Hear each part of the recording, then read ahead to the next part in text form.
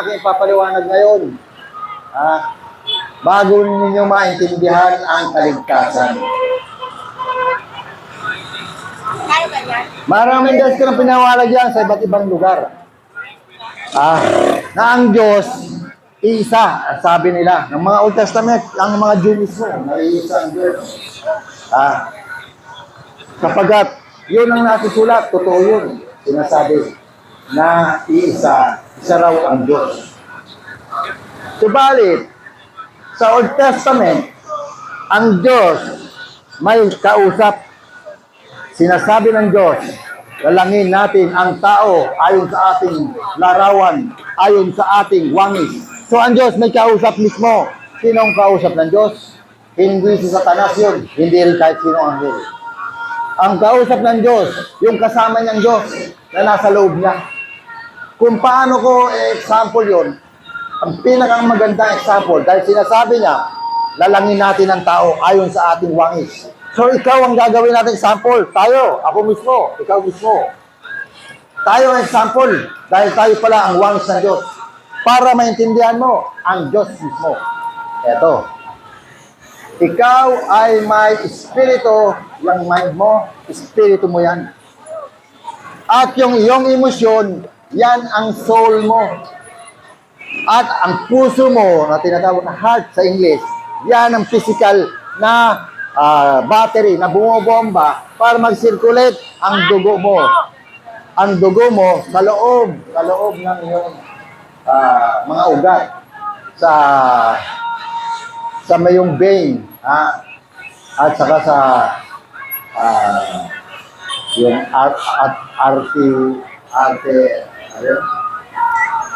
basta yung pabalik kasi ang pagbomba ng puso, pabalik para pabalik. So, sa madaling sabi, yun ang trabaho ng puso mo, bumomba, para magkaroon ka ng energy. Yan, para mag-circulate, para hindi ka ma-stroke, galaw-galaw, gumagalaw ka. Pero, yung espiritu mo, yan, empty yan. Nung baby ka pa, nung pinanganak ka ng magulang mo, ng mother mo, paglabas mo sa mundong ito, yung espiritu mo, yung mind mo, empty yan. Tinuturuan ka kung anong pangalan mo, kung saan ka nakatira, sino nanay mo. Hanggang sa lumaki ka, genius ka na ngayon. Yan ang espiritu mo. At yung espiritu mo na yan, pinababasa yan ng Bible para maintindihan mo ang Diyos. Maintindihan niyo ba? Yan. Gusto ng Diyos na yung mga espiritu natin mapuno, ma-equip ng mga salita ng Diyos para makilala natin kung ano ang Diyos, ang maker natin, ang lumikha sa atin. Yan. Hindi lang para kumuwenta ng mga benta. Dahil benta, o ano pa? Yung mga naipon mo, mga naitago mo, o pagkwenta ng mga nautangan mo. Hindi lang yan tungkol doon. Ang ating isip, binigyan tayo niyan para malaman natin ang Word of God. Yan. Kung sino si Jesus Christ, kung ano ang pangako ni Jesus Christ, nasaan si Jesus Christ, at marami pa, napakarami natin mo, yan. Kaya ka binigyan ng isip. Yan ang primary reason, yung espiritu mo, yung isip mo. Ngayon, yung pangalawa, meron ka palang kaluluwa na sinasabi sa Thessalonica na tayo ay binubuo ng isip, kaluluwa at katawan. Ano naman yung kaluluwa? Ang kaluluwa ay binubuo naman, nandiyan sa sentro natin ng ating human anatomy. Nasa sentro natin, yan ang tinatawag na nakakaalam ng mga emosyon. Halimbawa, nasawi ka sa pag-ibig. Sabi mo, sawi ako, sawi. Ayun, emosyon yun, pag-ibig. So, sa pag-ibig lang, maraming bunga yan, maraming emosyon yan. May masaya ka, saya-saya mo dahil nakakita ka ng pogi mong pag-ibig o maganda mong pag-ibig. So, emosyon, ang saya-saya mo. Yun, sa madaling sabi. Meron din dyan malungkot. Dahil hindi na kayo nagkikita. boyfriend, girlfriend mo. Oh. So, ibig sabihin, anumang emosyon, nag-aalit ka, dahil tinawag kang pangit, nag-aalit ka ngayon, emosyon yun. Yun ang soul mo, nagagalit. Yun. Hindi part ng utak mo yun. Hindi part ng brain. Hindi part yun ng spirit mo. Even though, ang emosyon natin ay spirit, kasi nga emosyon. Pero magkahiwalay ang dalawa na yan. Yung spirit mo, nasa mind. Yung soul mo, nasa central ng, o we can say na nasa central ng yung itself, ng yung sarili. Nga, pag nalalaman mo na lang na pag nagagalit ka, ang puso mo, biglang bumubilis ang bomba. Diba? Bumibilis ang pagpintig ng puso mo pag nagagalit ka. Yun ang effect noon. Nagkakaroon ng tinatawag na electrical pulses na nagko-command sa heart at nagkakaroon ng tinatawag na chemical reaction. Yung heart mo, parang bibilis ang bomba. Pero hindi rin sabihin, yung nararamdaman mong heart na bumobomba, yan ang soul mo. Hindi ganon. Effect lang yon ng emosyon ng kaluluwa mo sa heart. Nagigets nyo ba? Yan. Para malaman niyo ang sarili niyo kasi tayo, matanda na minsan, hindi natin naiintindihan. Kahit doktor, hindi naiintindihan niya sinasabi natin na yan. Kahit mga genius pa, na mga scientists. Kasi sa Bible mo lang makikita yan. Yun. Ganon ka-importante yung sinasabi ko. Yan. Halimbawa, nalulungkot ka. So, ano namang tendency sa soul mo? Pag nalulungkot ng soul mo, anong effect sa physical? Ang physical mo, dahil mahina yung tinatawag na impulse ng soul mo sa heart mo, at ang heart mo, hihina ang bomba, hindi makakasirculate ng tama ang dugo mo. Ang nangyayari yan, may isa ka mga dugo mo, magkaroon ka ng clog sa mga dugo mo. At doon, magkakaroon ng mga heart problem, mga vein problem, yung mga paralyzed, humihina yung, kumbaga sana yung parang walang energy ang mga katawan. Yung epekto ng ano yun, emosyon. Kaya nga sinasabi na happy heart is a good medicine. Kasi nga, pag happy ang heart, maganda ang circulation ng dugo mo. Maganda ang feed ng soul mo, ng pulses mo sa heart mo. Magbobomba ng tamang rhythm. Ayan. So, yan ang koneksyon ng soul natin sa katawan. Yung emosyon natin sa katawan. At yung isip mo, at saka yung soul mo, hindi yan iisa. Magkahiwalay na spiritual identity yan sa sarili mo. Pag namatay ka na, hihiwalay ang dalawa na yan, isang orbs lang yan, napupunta doon sa impyerno.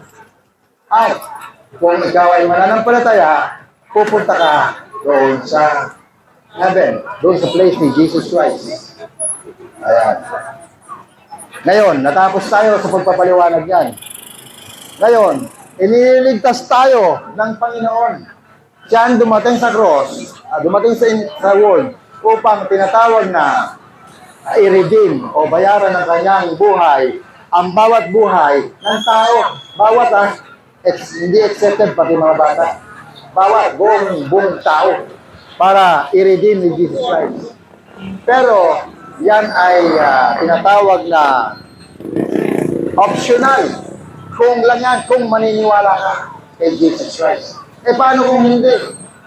Yan. So, mapupunta ka kaya, hindi ka naniniwala, wala ka mga pakialam. Kaya nga pumunta si Jesus Christ dahil pangako ang parusa ng Diyos. Pangako na buhay ng walang hanggan. Handa na. Ganon din naman ang parusa. Sapagat wala pa si Jesus Christ, ang parusa na handa na. Ano yun? Tayo, nabubuhay tayo sa ibabaw ng earth. Ang tawag sa atin, world of living. Ayan, nakapatong ka sa bato. Minsan, nasa ilog ka. Yun, nasa surface ka ng Earth. Ang tawag dyan, world of living o Earth. Ngayon, sa ilalim ng Earth na to, ito mismong inapakan natin.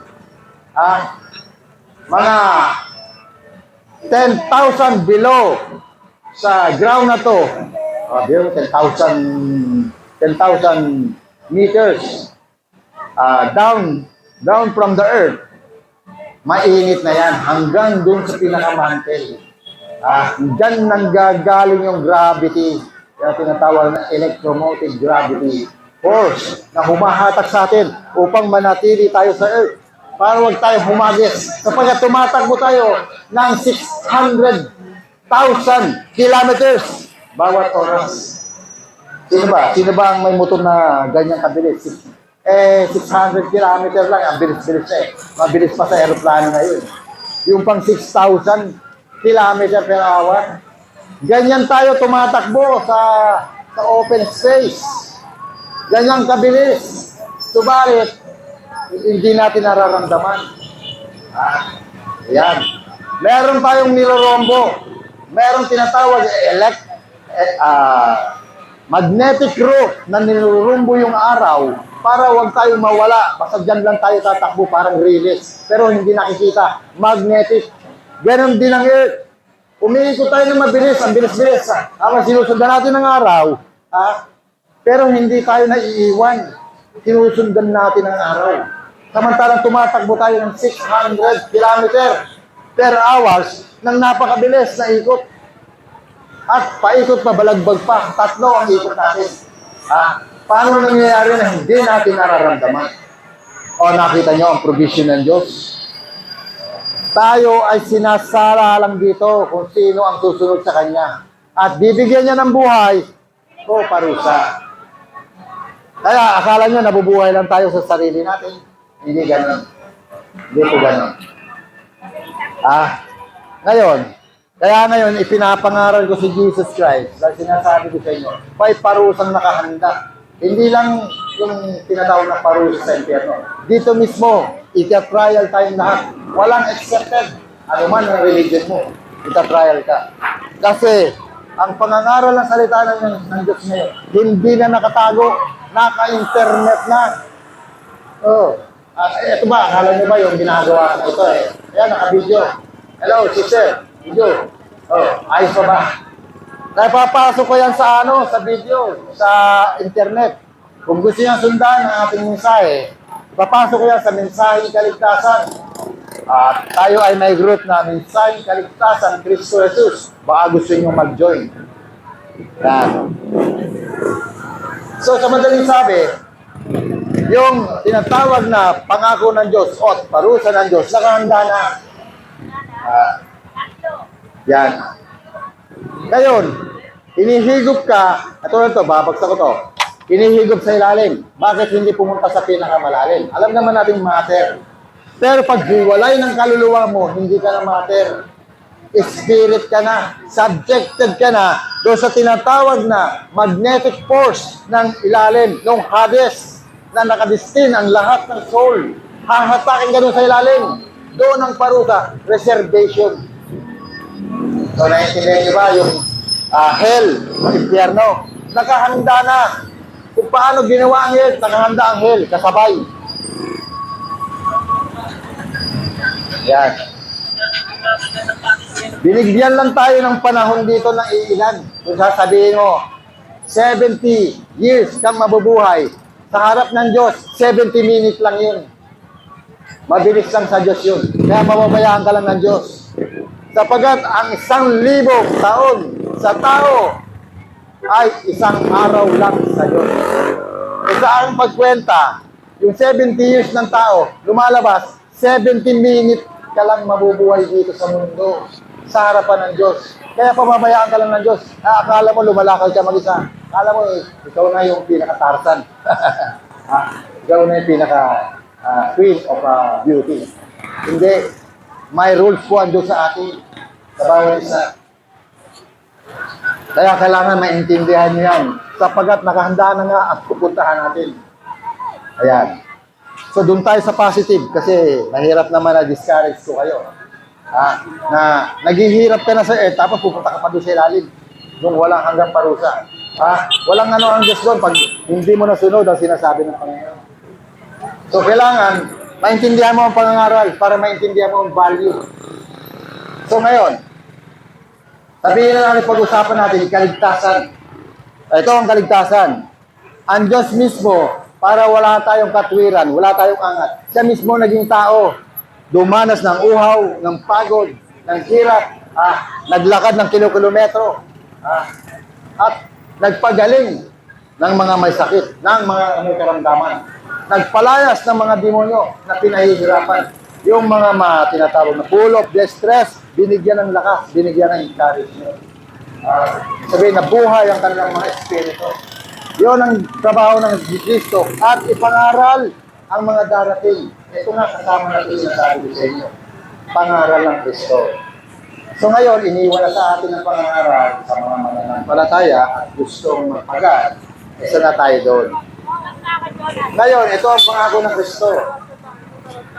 Kasi nga, sinasabi ko sa inyo, ang unang tipan, yung Old Testament, sa mga ancient people, especially yung mga Israelite, ang bawat mga tao na naniniwala sa Diyos, kailangan mag-offer ng kanilang mga animals doon sa tinatawag na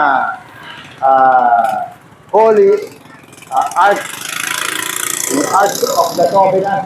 Iwiwisip doon ng high priest yung mga naipon dugo ng offering ng bawat gustong magkaroon ng tinatawag na kapatawaran.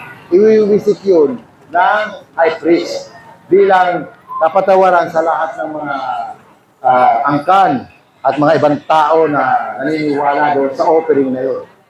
Ngunit sa huling panahon, paimbabaw na lang ang ginagawa nila. Kaya ang Diyos mismo bumaba na. Sa kanyang pagbaba na yon, yung pala nakasulat na ang mga gagampanan niya. Ayan. Doon nagpakilala ang Diyos na ang Diyos, bagamat iisa, may kapangyarihan palang maghiwalay. Hindi katulad natin na pag humiwalay ang ating kaluluwa sa katawan, abay, 6 feet below the ground ka na. Ang Diyos, pag naghiwalay pala sa kanyang sarili, hindi mamamatay kahit sa pumunta. Ganun pala ang Diyos. Tayo lang, pag humiwalay ang kaluluwa, may paglalagyan ka na, coffee. Coffee. Ano yung coffee? Tabaon. So, yun nga. Si Jesus Christ, nagtadhana ng kaligtasan.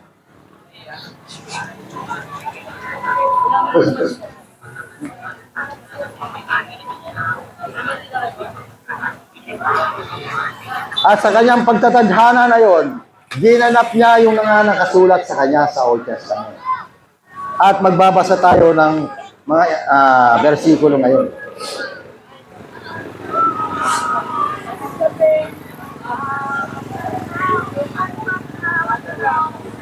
Ito ang ating babasahin. Babasa tayo sa aklat ng mga Hebreo.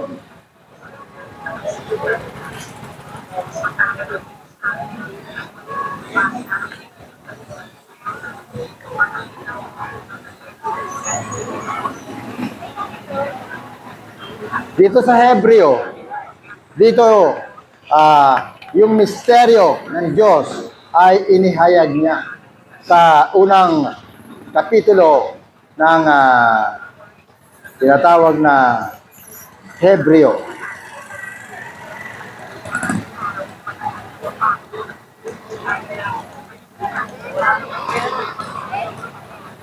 Babasahin natin. Ang Diyos na nagsalita ng unang panahon sa ating mga magulang. So ito, yung nagsusulat nito ay hindi Amerikano. Mga Hebrew, mga Israeli, madaling sabi. Mga ancient Israel, mga prophet. At pagdating dito, sinulat ni Pablo sa mga mananampalatayang Hebrew, yung misteryo na ginawa ng Diyos. Ito ating babasahin. Ang Diyos na nagsalita ng unang panahon sa ating mga magulang sa iba't ibang panahon at sa iba't ibang paraan sa pamamagitan ng mga propeta ay nagsalita sa atin sa huling araw. Yung huling araw nung dumating si Jesus Christ. Huling araw na ito, sa pamamagitan ng kanyang anak. Ayan, dito, si Jesus Christ, anak na. Kumbaga sino tinawag ng anak.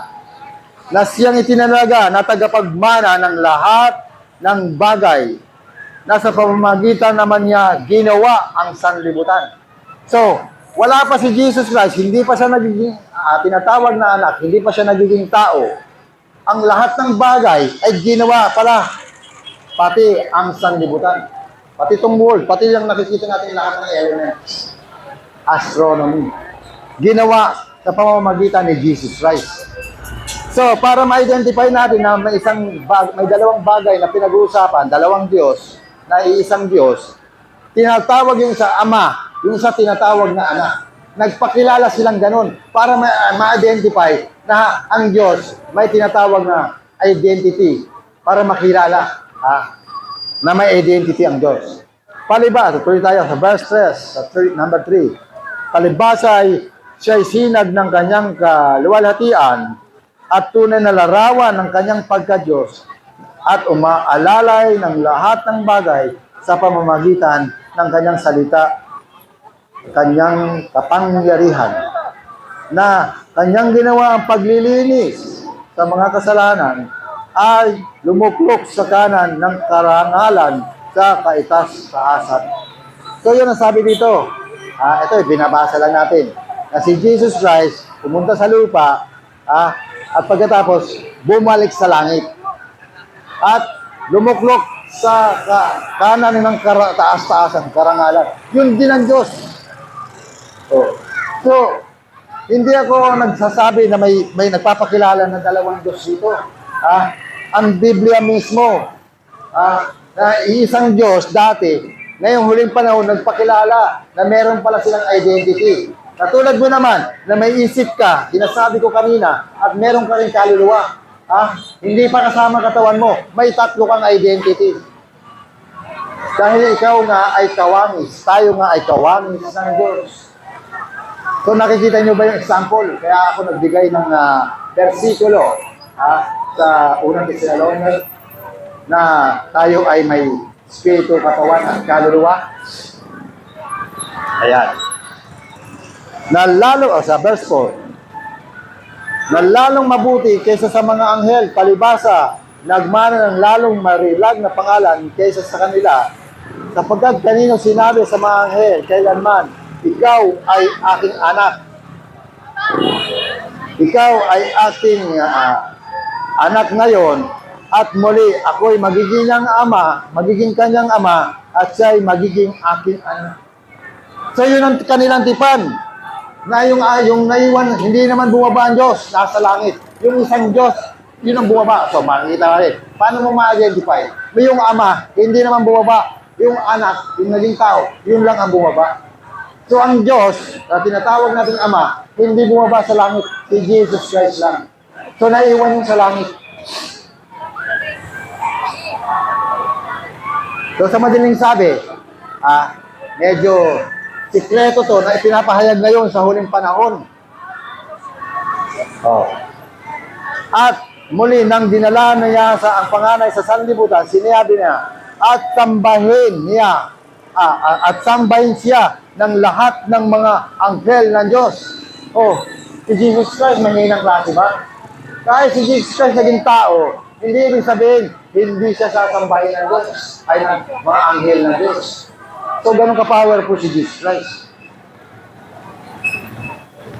Ngunit tungkol sa anak, ay sinabi niya, sinabi ng Diyos, sinabi ng Diyos, ang luklukan mo, O Diyos, ang iyong luklukan, O Diyos, ay magpakailanman, at ang setro ng katwiran, ang sang setro ng iyong kaharian. Biro mo, dito, tinawag ng Diyos, yung anak, na Diyos din. Ito, ulitin natin. Ngunit tungkol sa anak, ay sinabi niya, sinabi ng Ama, ang iyong luklukan, O Diyos. Tinawag ng Diyos, na Diyos, yung anak. Kasi ito, nasulat to sa Old Testament, wala pa si Jesus Christ. Pagdating dito sa New Testament, ipinapaliwanag ni Matthew, ni Pablo kung ano ang ibig sabihin nito. Ngayon naman ipinapaliwanag ko sa inyo na si Jesus Christ hindi pa nagiging tao, Diyos na dahil wala naman silang pangalan. Basta iisa silang Diyos. Yun. Ayan. Bakit naman sabihin natin na bakit nagpakatanga si Jesus Christ? Diba? Kung iisipin mo, parang katangahan ang ginawa ni Jesus Christ.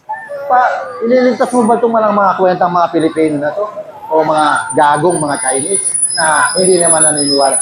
Bakit pipilitin mo pang makinig ng salita ng Diyos? Diba? Ibabayaan mo na naman silang maglindol o tabunan ng mga building nila. Bakit? Bakit kailangan ba pangaral ang salita ng Diyos? Bakit pala? Yan. Kasi si Jesus Christ pumunta sa lupa para ipangaral ng kaligtasan at lahat ng susunod sa Kanya, inuutosan, ipangaral din to. Yan. May commission. Kasi katulad ko, muntik na akong mamatay. Muntik akong mamatay na walang kabagay-bagay sila mga anak ng COVID. Kaya nakapag-promise ako, Lord, mula ngayon ang salita mo, tiintindihin ko na. The Word of God. Nangako ako. Yan ang dahilan, kaya nakatayo ako dito. Kaya ang Kristo, hindi tanga. Kasi naglatag siya ng kaligtasan para sa atin. Tayo ang mga tanga, hindi natin iniintindi. Mapupunta tayo sa impyerno. Ang tutusin. Actually, kadakilaan ang ginawa ng Diyos para sa atin. Na dinedeny natin, nire-reject natin. Ganun po yan. Alam niyo ba nung nakapako si Jesus Christ sa cross? Alam niyang mahirap ang kanyang sasapitin. Dadaan na siya ng kamatayan sa cross. Kaya nananalangin siya, tumatawag siya doon sa kadil niya, yung Father God. Pwede ba, Father God, ilayo mo sa akin.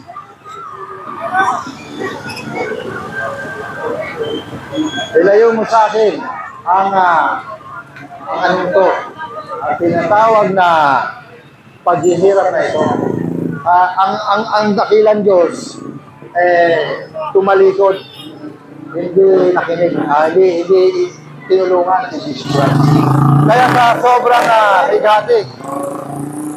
sobrang pigati ng mga anghel, sapagkat sa panahon na yon, yung sinasabi ni Jesus Christ, sabi niya nung siya ay hinuhuli na sa garden, sinabi niya, hindi nyo ba alam na kaya ko magpadala ng 12 legion na angels? Yun ang sabi niya. Pero para maganap ko ang kasulatan, kailangan tiisin ko ang tinatawag na mangyayari. 12 anghel ang kayang ipadala, ora mismo ni Jesus Christ. Kaya nung ipapako na si Jesus Christ, nakahanda yung mga angel, naka-full battle gear. Alam mo yung full battle gear? Kumbaga sa combat, full battle gear ang mga angels na yun. Alam niyo kung anong equivalent ng 12 legion? Yun, sa ating kwenta ngayon, sa ating kapanahunan, 72,000 na angels na naka-full battle gear, na nakatanguhay kay Jesus Christ, na nanlulumo. Nanlulumo sila. Very despair sila kasi wala silang magawa. Kasi yung commander-in-chief nila, si Jesus Christ. Oh my God.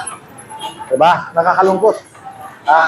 Yung commander-in-chief nila, tinitiis yung kanyang pagliligtas sa mga walang kwentang tao. Diba? Kaya kung hindi pinagtagumpayan ni Jesus Christ yun, ubos ang mga tao nun. Dahil doon sa mga nakahanda na angel. Sa katunayan, para mapatunayan na may mga angels sa panahon na yun, nagdilim ang paligid noong oras na yun.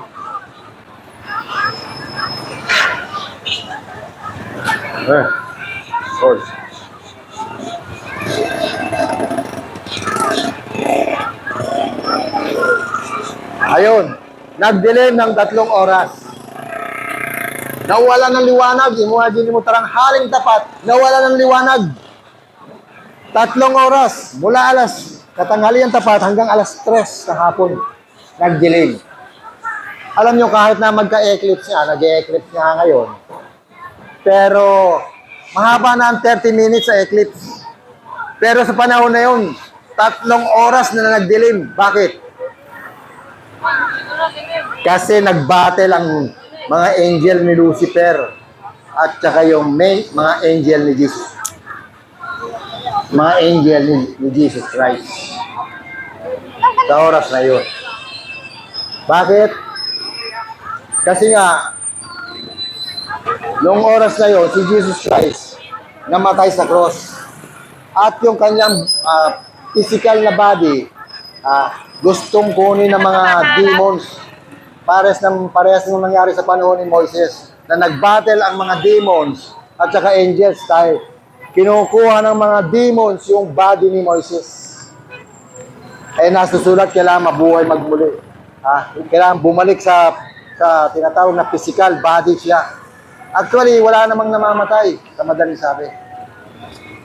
Hihiwalay ka lang sa kaluluwa mo, ang katawan mo, at ang katawan mo mabubulok, pero yung kaluluwa mo, at saka yung espiritu mo, yung isip mo na yan, hindi na yan mamamatay, magpakailanman. Hihiwalay ang dalawa na yan. Yan. At lahat ng naintindihan mo dito na kabutihan o kasamaan, andiyan dyan sa espiritu mo, dala-dala mo sa langit o dala-dala mo sa impyerno. Kaya doon yun, pagbalik-balik ang paparusahan doon. Yun, gano'n ang sitwasyon ng isang mga hindi mananampalataya, magkaiba. So yun ang dahilan, tiniis ni Jesus Christ ang pagliligtas, ang paglalatag, lilayout ng kaligtasan. Sino man sasampalataya sa Kanya ay magkakaroon ng buhay na walang hanggan. Sapagkat walang kaligtasan maliban lang kay Jesus Christ. Sapagkat yan lang ang binigay ng Diyos na bayad ng Kanyang buhay, nag-offer ng Kanyang dugo, sprinkling doon sa tinatawag na Ark of the Covenant. Paano nagkaroon ng sprinkling sa Ark of the Covenant? Nakapako si Jesus Christ. Sapagkat yung mga Diyo, tinatago nila yung Ark of the Covenant doon sa ilalim ng kuweba, sa ilalim na yung garden na yon. Hindi alam ng mga tao, walang nakakalam kahit sino. Nung maglindol, bumuka yun. Nagkaroon ng crack. Kaya yung dugo ni Jesus Christ, nung tumulo yun, nung silibat siya dito, yung kanyang belly, umagos doon sa Ark of the Covenant ang dugo ni Jesus Christ. Inisprinkle doon ng Diyos, automatic, yung kapatawaran ng mga tao sa buong sanlibutan. Ganon kasimple yung kaligtasan para maiilian. Kasi maliban, sabi sa Old Testament, yung mga batas nila Moses, maliban na magkaroon ng pagbububo ng dugo doon sa tinatawag na pagwiwisik doon sa tinatawag na arko ng covenant, walang kapatawaran. Kaya yun, tinupad ni Jesus Christ yung kasulatan kahit na nakapako siya sa krus. Hindi nila alam, gagawin talaga ni Jesus Christ yun para maisa katuparan niya ang kaligtasan na ino-offer hanggang ngayon.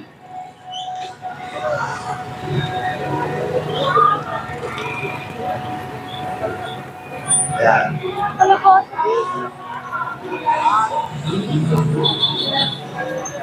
So, bagamat mahaba ang ating mensahe, marami pa tayong sasabihin. Pero, sa palagay ko yung basic ng kaligtasan, nai-laid out ko na. Kung bakit si Jesus Christ, masasabi na, kasi ang tingin ng iba dyan, kahinaan. Tingin ng iba dyan, ako nga nasasabi ko, kung hindi mo intindihin, hindi mo alam, parang lumalabas na katangahan. Bakit sasabihin, bakit Diyos ka, magpapapako ka sa cross? Yun, katangahan. Katangahan doon sa hindi makakaunawa. Babalik sa kanila yung salita na yun. Pero sa maliligtas, sa gustong karoon ng kaligtasan, yan ang paraan ng Diyos, ganyan kasimple. Para hindi dahil sa iyong lakas, hindi dahil sa lakas ng Diyos, ginawa ng Diyos ang kaligtasan sa pinakamahinang parte ng buhay. Yan. Ito pa, may isa pa, bago tayo magtapos. At, dahil nga ang tao nasa ilalim ng kamatayan, ay tatakot tayo sa kamatayan, at sino naman ang hindi. Diba? Kahit sinong mayaman, mauubos ang pera nila, para lang sila makalyataka sa kamatayan. Sa kamatayan. Yun ang dahilan para si Jesus Christ, mailigtas tayo sa kamatayan. Dahil sa bawat oras ng ating buhay, sa loob ng panahon na ating mabubuhay, tayo ay natatakot sa kamatayan. Pero, yun ang ino-offer ni Jesus Christ. Dinanas niya ang physical na kamatayan para tayong mga nasa ilalim ng physical na kamatayan, huwag dumanas yan. Huwag dumanas ng kamatayan. Ano ibig sabihin? Hindi ba tayo papanaw? Papanaw tayo pero hindi ka dadanas sa punto ng kamatayan na kinakatakutan ng tao. Tanggalan ka ng tenga, patay ka na ba? Hindi pa. Tanggalan ka ng tenga, kamatayan ba yan? Yung iba nga wala ng puso eh. Plastic nga ang puso ngayon ng mga tao eh. Oh. Hindi yan ang kamatayan. Yung kamatayan sa oras na hihinto na ang pagbomba ng dugo mo, na wala ka ng lakas ni kahit idilat ang mata mo, nasa ilalim ka na ng pagkabulok. Yan ang kamatayan na tinatawag. Yan ang dinanas ni Jesus Christ. Para tayo, wag dumanas yan. Yung kamatayan na yan. Ano ba ang kamatayan? Marami yan. May cancer, aksidente. Ano pa? Oh. Gutom, namamatay ka sa gutom. Oh, kamatayan yan. Pero may mga salita ng Diyos na sagot sa mga bagay na yan. O ano pa? Maraming sakit, atake sa puso, brain cancer. O, mahahaba pang oras.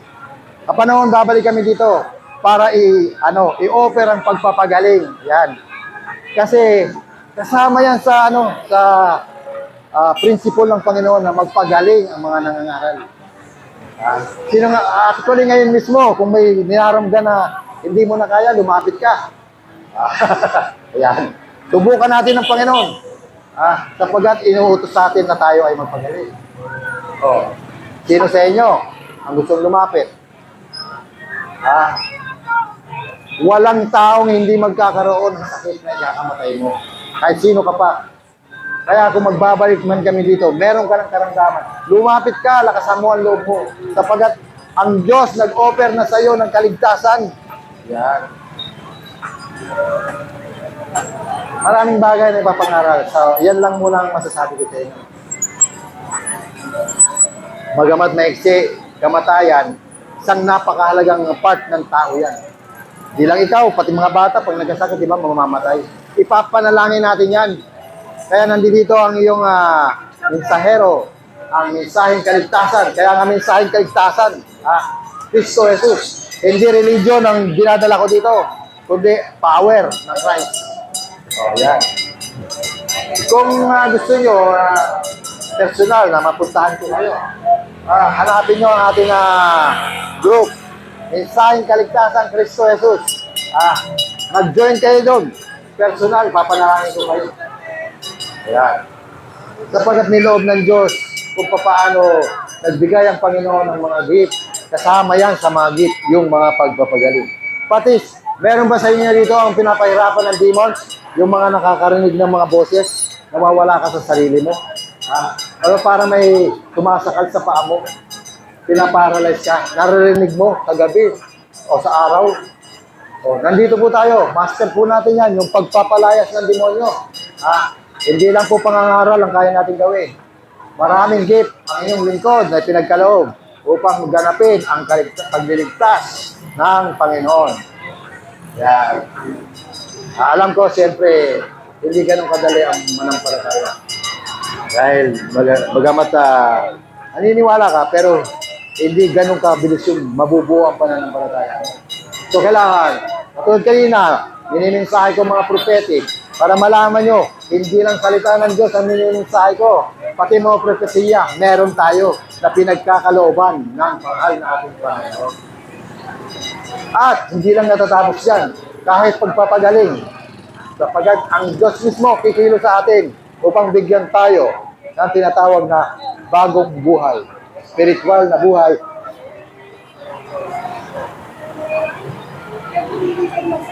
At kaligtasan na ino-offer ng Panginoon.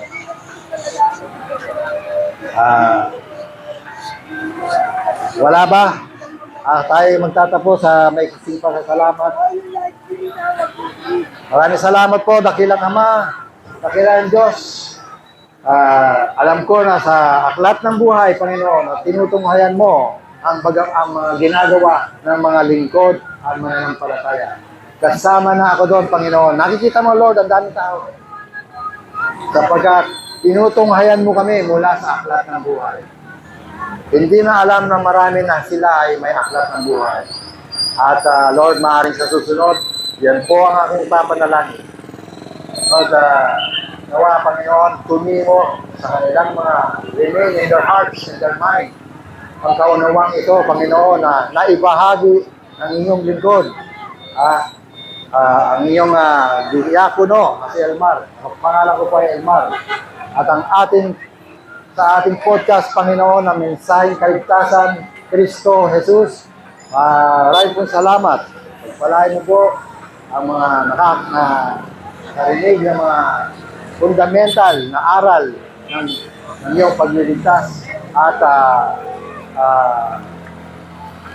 tungkol sa tinatawag na pagtuturo kung ano ang Diyos. Ayan po ay mga pahapyaw na turo, Lord. Hindi tayo nakapagbigay ng mga versikulo. Pero sa susunod, Panginoon, maaaring madahuli tayo dito. Nawa, Panginoon, loobin mo na mapagbigay tayo ng mas malinaw na mensahe. Maraming po salamat sa pangalan ng Panginoon Jesus. Sa ating nawa ang kapayapaan. Thank you, Lord.